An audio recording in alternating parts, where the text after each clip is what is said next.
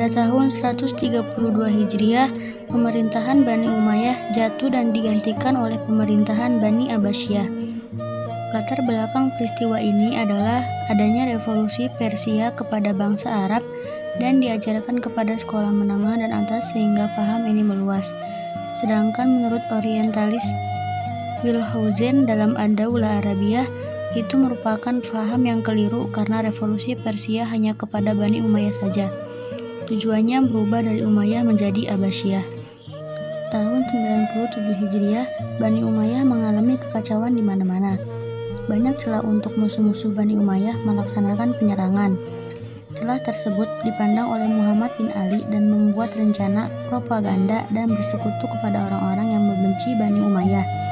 Di antaranya adalah kaum Mawali, Muhalab, Syiah Alawiyah, dan bangsa Persia. Kemudian tempat yang digunakan Muhammad bin Ali sebagai tempat untuk melaksanakan propaganda adalah Khurasan, daerah yang jauh dari pusat pemerintahan Bani Umayyah. Alasan pemilihan tempat ini adalah strategis karena merupakan jalur dagang bangsa Persia. Banyak bangsa Persia dan Mawali yang hendak mengambil haknya.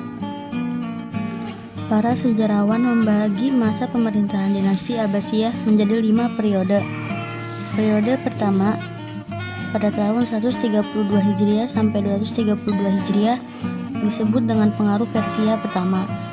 Periode kedua pada tahun 232 Hijriah sampai 334 Hijriah, masa pengaruh Turki pertama. Periode ketiga pada tahun 334 Hijriah sampai 447 Hijriah, dinasti Buwai, masa pengaruh Persia kedua.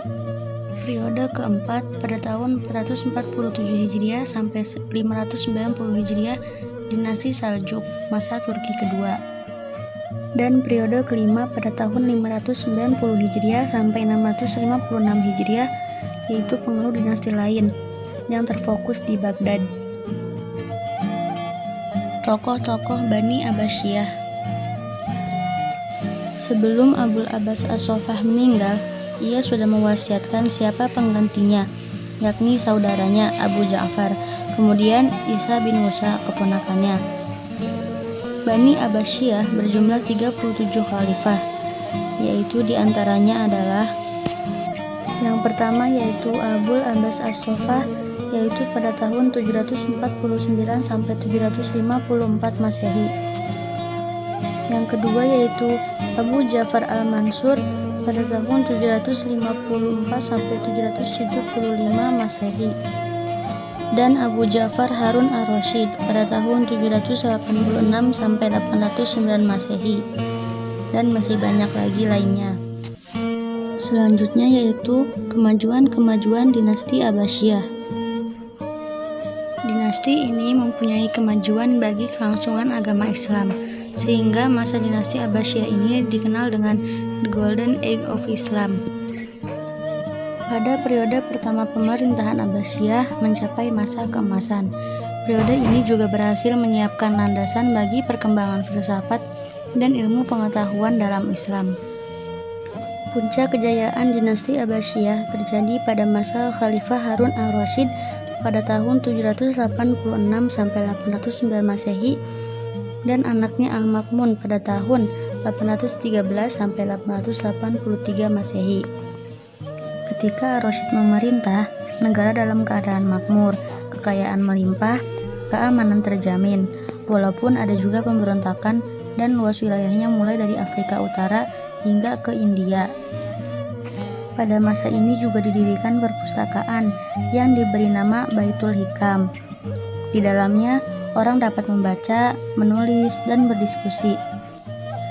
Dan pada masanya, berkembang ilmu pengetahuan agama, seperti Al-Quran, Qiraat, hadis, fikih, ilmu kalam, bahasa, dan sastra.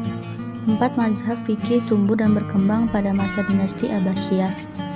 Di samping itu, berkembang pula ilmu filsafat, logika, metafisika, matematika, ilmu alam, geografi, aljabar, aritmatika, mekanika, astronomi, musik, kedokteran, dan kimia. Bani Abbasiyah mencapai puncak keemasannya karena terdapat beberapa faktor, yaitu yang pertama, Islam makin meluas, tidak hanya di Damaskus, tetapi di Baghdad. Yang kedua, orang-orang di luar Islam dipakai untuk menduduki institusi pemerintahan. Yang ketiga, pemerintahan Abbasiyah membentuk tim penerjemah bahasa Yunani ke bahasa Arab. Yang keempat, sebagian penerjemah memberikan pendapatnya. Yang kelima, rakyat bebas berpikir serta memperoleh hak asasinya dalam segala bidang. Yang keenam, adanya perkembangan ilmu pengetahuan. Yang ketujuh, dalam penyelenggaraan negara dalam masa Bani Abbasiyah ada jabatan wazir. Dan yang terakhir, ketentuan profesional baru terbentuk pada masa pemerintahan Bani Abbasiyah.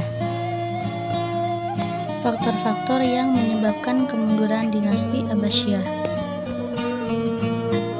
Yang pertama yaitu faktor internal. Secara umum, faktor internal ada dua hal, yaitu politik dan ekonomi. Kedua faktor ini ditandai sebagai penyebab mundur dan jatuhnya Abbasiyah yang berkuasa selama 508 tahun. Yang kedua yaitu faktor eksternal. Kemunduran dinasti Abbasiyah yang disebabkan oleh faktor eksternal ini oleh sejarawan biasanya meliputi dua hal, yaitu karena perang salib dan yang kedua karena serangan bangsa Mongol.